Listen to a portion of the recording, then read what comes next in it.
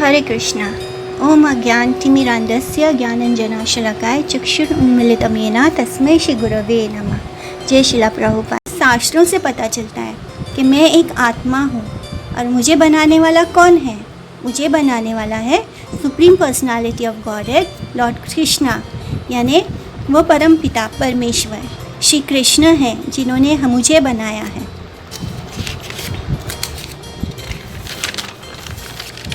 हम इसको एक और एग्जाम्पल से समझ लेते हैं। जैसे मेरा घर मैं नहीं हूँ। मेरा गाड़ी, मेरा कार, मेरा बिजनेस, मतलब ये सब चीज़ें जैसे मुझे बिलोंग करती है, वैसे मेरा हाथ, मेरा पैर, मेरा सिर, मेरा शरीर, ये सब भी मुझे बिलोंग करती है। मैं इन सब का ओनर हूँ, लेकिन मैं ये शरीर नहीं हूँ। इस बात को हम इतने लॉजिकल तरीके से अच्छी तरह समझ पाए हैं और हमें ये जानकारी हमारे शास्त्रों से मिलती है। ये हमारे शास्त्र ही हैं जो हमें बताते हैं कि मैं भगवान कौन है, वो कहाँ रहते हैं और हम उनके क्या हैं। हम उनके अंश हैं, हम उनकी तरह हैं बिल्कुल। We are his part and parcel. हम कृष्ण का अंश है, बिल्कुल उनकी तरह है क्वालिटी में, क्योंकि हम उनके ही पार्ट हैं, लेकिन हम उनके पार्सल हैं। मतलब हम यहाँ आ तो गए हैं, लेकिन हमें लौटना वापस उनके ही पास है, क्योंकि वही हैं जो बस हमारे हैं। हमारा साइज़ इतना छोटा है कि भगवद गीता में मेंशन हुआ है कि एक आत्मा का साइज़ होता है 1/10,000 of a hair, tip of a hair. एक बाल का जो टिप होता है, उसका जो ऊपर का हिस्सा होता है बाल का, उसका 1/10,000 हमारा साइज़ है आत्मा का। इतना माइन्यूट होता है। तो हम साइज़ में भगवान की तरह नहीं हैं, हम क्वालिटी में भगवान की तरह हैं। लेकिन क्योंकि हम में भी भगवान जैसे ही क्वालिटीज़ हैं, तो जब हम भगवान के पास थे तो हमने भगवान से ईर्ष्या की। हमने सोचा कि भगवान क्यों भोग रहे हैं, हमें भी भोगना चाहिए। हमें बिल्कुल उनकी तरह मालिक बनने की इच्छा हो गई। इसलिए भगवान ने हमें इस संसार में भेज दिया। यहाँ आकर हम खुद को मालिक समझते हैं और हम इस संसार के हर सुख सुविधा को भोगने की कोशिश करते हैं। पर इस संसार का एक नियम है, ये संसार हमारे भोगने के लिए नहीं बना है। यहाँ पे हमें सुधारने के लिए भेजा गया है, क्योंकि हमने भगवान से ईर्ष्या की है। हम उनको भूल गए, हम उनकी सत्ता को भूल गए, हमने उन्हें अस्वीकार किया है, हमने उनका दिल दुखाया है, क्योंकि वो हमसे प्रेम करते हैं, वो हमें अपने पास रखना चाहते थे। लेकिन ईर्ष्या के कारण हमें लगा कि नहीं, अगर ये भोग कर रहे हैं तो हमें भी भोग करना चाहिए। इसलिए भगवान ने हमें इस संसार में भेज दिया है। जब तक हम ये भोग करने की इच्छा रखते हैं, जब तक हमारे मन में ये इच्छा होती है कि मुझे घर चाहिए, मुझे परिवार चाहिए, या ये मेरा परिवार है, या मैंने ये बिज़नेस बनाया, जब तक ये मैं होता है, तब तक हम भगवान को नहीं समझ सकते। हम उन तक पहुंचने के बारे में सोच भी नहीं सकते।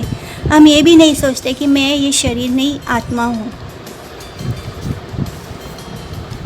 इसलिए हम हमेशा सोचते हैं कि हमें भगवान ने दुख क्यों दे रहे हैं। भगवान हमें दुख नहीं दे रहे हैं। हमने खुद अपनी इच्छा की थी भोग करने की, तो ये भोग करने के लिए बस यही एक मटेरियल वर्ल्ड है जहाँ पे हम भोग कर सकते हैं। तो भगवान ने हमें यहाँ भेज दिया। लेकिन ये भोग करने की ये दुनिया, इसको हम दुर्ग कहते हैं, यानी कि ये एक कारागृह है, एक बहुत बड़ा विशाल कारागृह, जिसकी जेलर है माँ दुर्गा। माँ दुर्गा हमें शासन करती है और हमें सुधारने की कोशिश करती है। जैसे हमारे मन में भगवान के लिए प्रति इच्छा होती है शुरुआत में, तो वो चेक करती है कि हमारे मन की ये इच्छा सही है या गलत है। तो हमारे रास्ते में बहुत सारे ऑब्स्टिकल्स भी वो डाल देती है, जिससे वो हमें टेस्ट करती है कि क्या हमारे मन में सच में भगवान से मिलने की तीव्र इच्छा है या नहीं है। इसलिए भक्त हमेशा कहते हैं कि हमारे साथ बुरा क्यों हो रहा है। वो बुरा नहीं हो रहा है, वो भी माँ दुर्गा इसलिए कर रही है ताकि वो आपको देख सके, आपको टेस्ट कर सके कि आप कितने सच्चे हैं, आप सच में भगवान को पाना चाहते हैं या नहीं। लेकिन एक बार हम उस टेस्ट में पास हो जाते हैं तो वो खुद हमें भगवान तक पहुंचाने की कोशिश करती है। इस जेल में रहकर हम ये उम्मीद कभी नहीं कर सकते कि हम खुश रहेंगे। हम भगवान को भी दोष नहीं दे सकते कि उन्होंने हमें दुख दिया है। उन्होंने कोई दुख नहीं दिया हमें, हमने खुद इस दुख को स्वीकार किया है, क्योंकि हमने अपने आप को भगवान समझने की कोशिश की है। इसलिए जब हम इस जेल में आते हैं, इस संसार रूपी जेल में आते हैं, तब हमें हर सुख के साथ बहुत सारा दुख भी भोगना पड़ता है। यहाँ पर हमें कभी सुख मिल ही नहीं सकता। स्वयं भगवान कृष्ण भगवद गीता में कहते हैं कि ये संसार दुखालयम है, अशाश्वतम, मतलब कभी ना ख़त्म होने वाला दुख है इस संसार में। चाहे हम कितनी भी कोशिश कर लें, हम कभी सुखी नहीं हो सकते। चाहे कोई इंसान कितना भी रिच क्यों ना हो, जब वो देखता है कि किसी दूसरे इंसान के पास उससे कहीं ज़्यादा है, तब उसे अपने पास जो है उसकी खुशी कम और दूसरे के पास कुछ ज़्यादा है उसका दुख ज़्यादा होता है। फिर यहाँ पर खुशी है ही कहाँ? हर खुशी के साथ हमें दुख ही तो मिल रहा है। भगवान ने ये मनुष्य दे ही दिया ताकि हम भक्ति कर सकें, भक्ति के मार्ग पर चलकर इस कारागृह से बाहर निकलने का रास्ता ढूंढकर सीधा श्री कृष्ण के पास गोलोक धाम वापस जा सके। गोलोक धाम ही हमारा घर है, असली घर।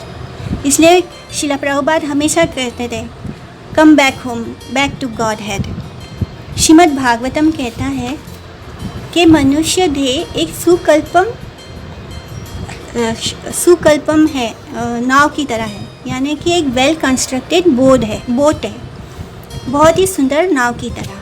और जो गुरु होते हैं वो इस नाव के कैप्टन होते हैं, यानी गुरु इज़ अ कर्णधार।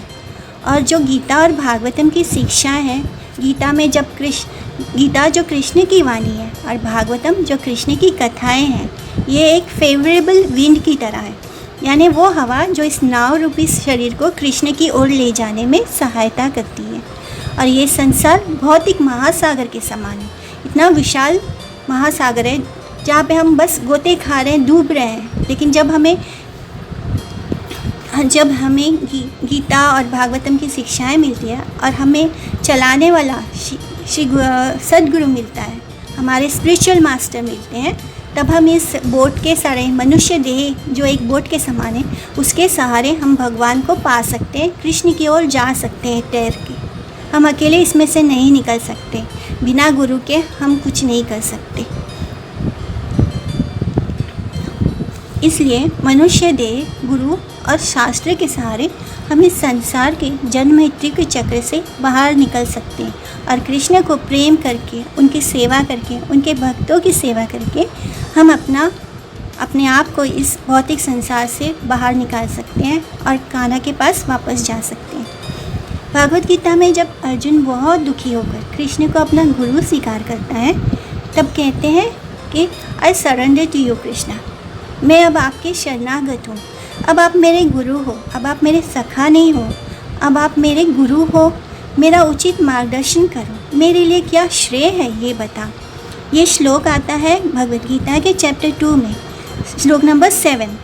कार्पण्य दोषोपहता स्वभावा पृच्छामि त्वाम धर्म समूढ़ चेता, यश्रेयस्या निश्चितं ब्रूहि तन्मे शिष्यस्तेहं शाधिमां त्वां प्रपन्नम्। इसी तरह हमें गुरु के सामने समर्पण करना है, जैसे अर्जुन ने कृष्ण के सामने समर्पण किया था।